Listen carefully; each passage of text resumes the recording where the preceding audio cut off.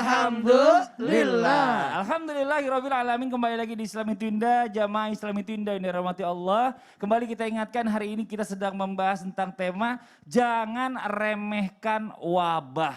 Nah, sebelum kita lanjutkan perbincangan kita dengan guru-guru kita mengenai tema kita pagi hari ini, kita akan mengajak kembali jamaah yang ada di rumah untuk melihat lagi sebuah video tayangan tentang masih banyak orang yang tidak taat dengan prokes. Ini dia tayangannya.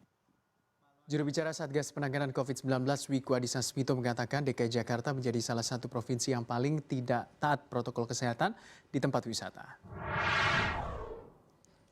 Berdasarkan data tren mobilitas ke tempat wisata selama libur lebaran pada 12 hingga 15 Mei 2021, kerumunan terjadi di kota-kota besar seperti Jakarta, Bandung, dan Surabaya. Satgas mencatatkan DKI Jakarta menjadi provinsi yang paling rendah kepatuhannya, hanya 2% orang yang patuh. Disusul Bangka Belitung dengan angka 33% kepatuhan, Riau 58% dan Sumatera Selatan 62%. Selain itu juga mobilitas penduduk ke pusat perbelanjaan juga mengalami kenaikan hingga 61% sejak 21 April 2021 hingga 12 Mei. Iya, ini kadang-kadang bikin kita tuh, ya mohon maaf sebelumnya ya, saya mungkin sudah merasakan jadi agak gemes gitu pada saat mungkin lagi di rumah sakit kita terus ngelihat orang yang ngomong begitu ya. Itu perasaan hati kecil nih orang nih, astagfirullahaladzim, belum ngerasain kayak gimana sakitnya, nauzubillah, astagfirullah. Nah ini kita kesel banget ya jujurnya ngeliat orang-orang yang gak taat prokes, yang mungkin meremehkan tentang wabah, bahkan ada yang gak percaya. Sekarang pertanyaannya dalam Islam nih, ada gak sih hukuman nih ya untuk orang-orang yang meremehkan yang namanya wabah ini? Mohon izin penjelasannya guru kita Ustadz Ayer. Tafadhol. Terima kasih Bang Fadli, Ustadz Maulana, Ustadz Syam izin. Bismillahirrahmanirrahim. Kalau bicara tentang ada nggak sih hukuman buat orang-orang yang meremehkan? Pertama ada sebuah riwayat dari Abu Darda. Abu Darda mengatakan al-birru la yabla. Kebaikan seseorang itu tidak akan pernah sirna. Wal ismu la yunsa. Dan dosa itu tidak akan dilupakan. Waddayan la yanam. Dan orang-orang yang menjadi tukang hutang itu nggak akan bisa lelap tidurnya. Fakun masyid. Kata beliau, hiduplah kalian sesuka kalian. Kama tadinu tudan. Seperti itu kau berbuat, seperti itu kau akan diperbuat. Ingat, orang-orang yang meremehkan dalam kasus apapun, termasuk dalam kasus ini, hari ini Anda meremehkan, jika, na'udzubillahi min dzalik, semoga Anda mereview, Anda kemudian rujuk, Anda kemudian meralat ucapan-ucapan Anda, jika tidak, tatkala itu kena kepada Anda, khawatir Anda diremehkan orang lain. Khawatir, disebabkan karena Anda meremehkan, kama tadinu tudan. Itu yang dikatakan oleh seorang Abu Darda. Nah makanya Rasulullah SAW mengingatkan kita itu, bahwa siapapun yang berbuat baik dia akan ditunjukkan kebaikan itu, ya pahalanya akan terus mengalir kepadanya sampai hari kiamat. Begitu juga jika itu dosa atau keburukan, maka itu kembali juga kepada diri kita dan terus ada orang yang karena terinspirasi dari Anda meremehkan, Anda ikut menanggung dosanya. Ini bahayanya. Allah mengatakan innama baghyukum ala anfusikum. Justru pelanggaran kalian itu kembali kepada diri kalian sendiri. Itu kata Allah Jalla wa Ala. May ya'mal su'an yujza bihi. Siapa yang berbuat keburukan, dia akan menerima dan menanggungnya juga. Karenanya hidup cuma sekali. Jadilah teladan dalam kebaikan.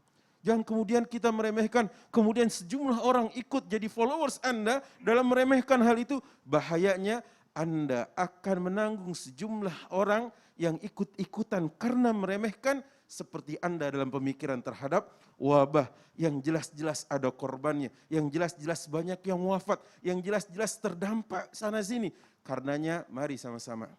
Sebelum akhirnya mungkin hukuman sosial, Anda akan dicibir, Anda akan kemudian juga mendapatkan apa yang pantas bagi Anda diremehkan sesuai dengan apa yang dikatakan Abu Darda. Lebih dari itu, ma yalfidhu min qawlin illa ladaihi raqibun atid.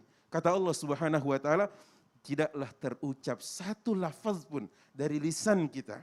Atau kalau sekarang dari jempol-jempol kita, dari jemari-jemari kita. Illa ladaihi raqibun atid. Pasti ada raqib atid yang mencatat semua itu.